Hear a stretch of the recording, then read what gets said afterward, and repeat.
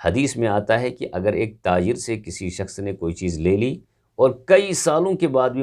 واپس کیا، اخلاقی تقاضا یہ ہے کہ دکاندار کو وہ چیز واپس لینی چاہیے جی اور اس پر قیامت کے دن اللہ تعالیٰ اس دکاندار کے گناہوں کو معاف کریں گے۔ اس حدیث پر کہیں کشمیر میں عمل نہیں ہوتا،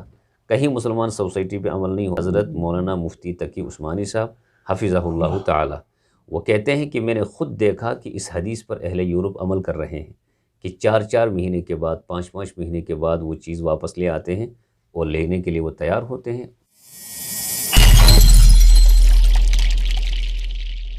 پوچھتا ہوں، یہاں پر مغربی اقوام میں زنا کی جو لیول ہے وہ بہت بڑھ چکی ہے، اور وہاں پر تو اب قوانین بن رہے ہیں ہم جنس پرستی کے۔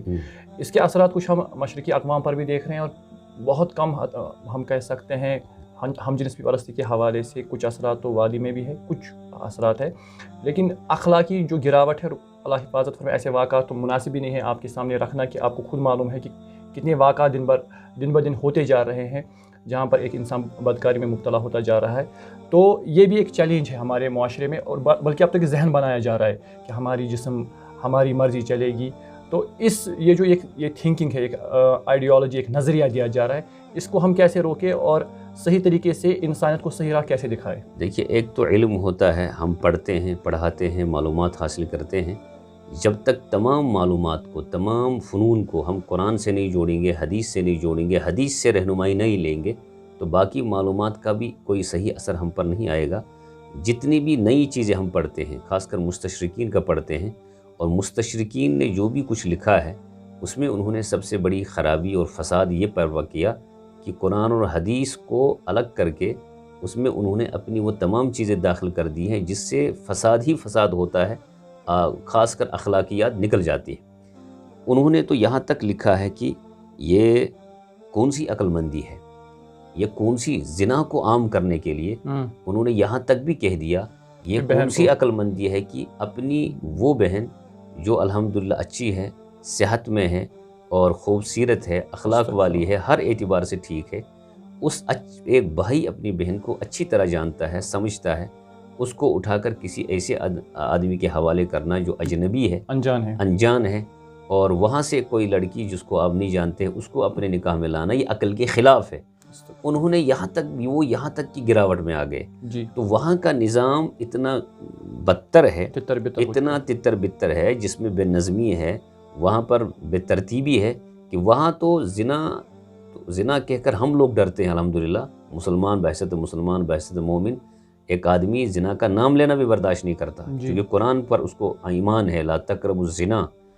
لیکن بدقسمتی یہ ہے کہ پیچھے کچھ سالوں میں جو یہ ایک عجیب و غریب نظام پیدا ہوا کہ ہم نے قرآن کو چھوڑ کر صحابہ کے نظام کو سامنے نہ رکھتے ہوئے حیات الصحابہ کو چھوڑ دیا، ان کی معاشرت کو نہیں پڑھا، اور ہماری پوری نظریں یورپ کی طرف کی گئی، وہاں کی تہذیب لے لی، وہاں کا تمدن لے لیا، وہاں کے سسٹم سے متاثر ہو گئے۔ حالانکہ وہاں کا ایک پہلو ٹھیک بھی ہے، اس ٹھیک پہلو کو جو ہم وہاں سے لینا چاہ رہے ہیں، استفادہ تو کر سکتے تھے، لیکن وہ چیز ہم اپنے قرآن سے لے سکتے ہیں، حدیث سے پڑھ سکتے ہیں۔ ٹھیک ہے، یہاں سے بھی پڑھو، وہاں سے بھی پڑھو، اور وہاں سے بھی لے لو، لیکن ہم نے وہ نہیں لیا۔ وہاں آپ دیکھیں، وہاں کے نظام میں تجارت میں جھوٹ بولنا کہیں نہیں ہے۔ حدیث میں آتا ہے کہ اگر ایک تاجر سے کسی شخص نے کوئی چیز لے لی اور کئی سالوں کے بعد بھی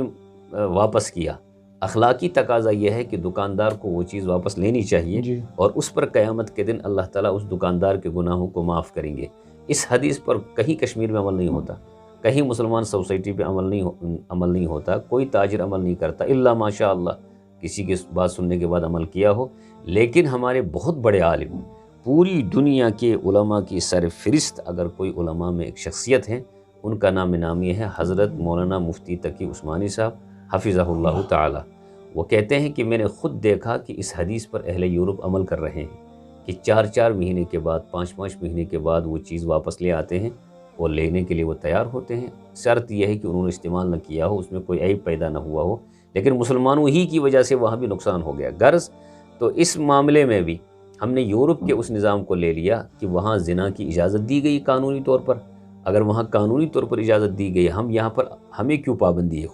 خدا کے بندو یہ سوچو کہ پابندی انسانوں نے نہیں لگائی، پابندی اللہ نے لگائی ہے، اللہ کے رسول نے اس پر پابندی عائد کی ہے۔ اور سب سے بڑی بات یہ ہے کہ زنا عقل کے بھی خلاف ہے، زنا کے معاملے میں زنا کی وجہ سے ایک ہی فساد نہیں برپا ہوتا، زنا کی وجہ سے 10 معاملات کھڑے ہو جاتے ہیں۔ پہلے تو اس بچی کے ساتھ زیادتی، پھر آگے جا کر وہ جہاں نکاح کرے گی وہاں اس کی وجہ سے خاندانی مسائل متاثر ہو جاتی ہے، 10 شکایتیں ایسی ہوتی ہیں۔ پھر آپس کے تعلقات نکاح کے بعد بھی رہتے ہیں، نکاح کے بعد بھی ان تعلقات کا ختم کرنا، منقطع ہونا وہاں سے یہ آسان نہیں ہوتا ہے، جس کی وجہ سے 2 خاندان تباہ ہوتے ہیں، اور اگر بچے پیدا ہوئے ہوں تو وہ نسل بھی تباہ ہو گئی۔ اس طرح کے 10 مسائل ہمارے پاس بھی موجود ہیں۔ 95% ہماری وادی کے دارالافتاء میں، جتنے بھی دارالافتاء کشمیر میں ہیں، اور یا الگ سے انفرادی طور پر کوئی مفتی کام کرتا ہے، تو وہاں پر آپ دیکھیں 95% طلاق کے مسائل ہیں، اور طلاق کا ریزن جو ہے آپ دیکھیں کہ وہاں پر وجہ بہت ساری وجوہات میں ایک وجہ یہ بھی ہے کہ شادی ہونے کے بعد بھی تعلقات ہیں، اور فون آتے رہے ہیں، SMS ہو رہے ہیں، اسی طرح کیا کہتے ہیں بہت ساری وجوہات ہیں، کچھ چیزیں تو بیان کرنے کی بھی نہیں ہے، مناسب بھی نہیں ہے، تو براہ راست گفتگو جب ہوتی ہے اس سے اندازہ ہوتا ہے۔ اس لیے بہت زیادہ ضرورت ہے اس کی کہ عین وقت پر نکاح ہو جائے، بلوغت کے فوراً بعد نکاح کی تیاریاں ہوں۔ بے انتہا مجبوریاں بہت ساری ہیں، انسان نہیں کر پاتا ہے، تو یقیناً وہاں وہ مجبور ہوگا، ضرورت کے مطابق گنجائش ہے کہ نکاح آج ہو پھر رخصتی کچھ دیر کے بعد ہو، یہ ضرورت کے تحت جائز ہے، معمول نہ ہو، لیکن اس کو معمول بنانا، پھر اس کو خوشی سے کرنا، اس کے بیچ میں بہت سارے خرافات میں مبتلا ہونا، فضولیات میں مبتلا ہونا، رسم و رواج میں مبتلا ہونا بغیر کسی ضرورت کے، اور بے انتہا اس کے لیے پیسہ جمع کرنا، یہ دراصل عقل کے بھی خلاف ہے، انسانیت کے بھی خلاف ہے، غریبوں کے ساتھ زیادتی بھی ہے، ہمسایہ جو غریب ہے اس کے ساتھ بھی زیادتی ہے، اور اپنے ایمان اور اپنے جسم کے ساتھ بھی زیادتی ہے۔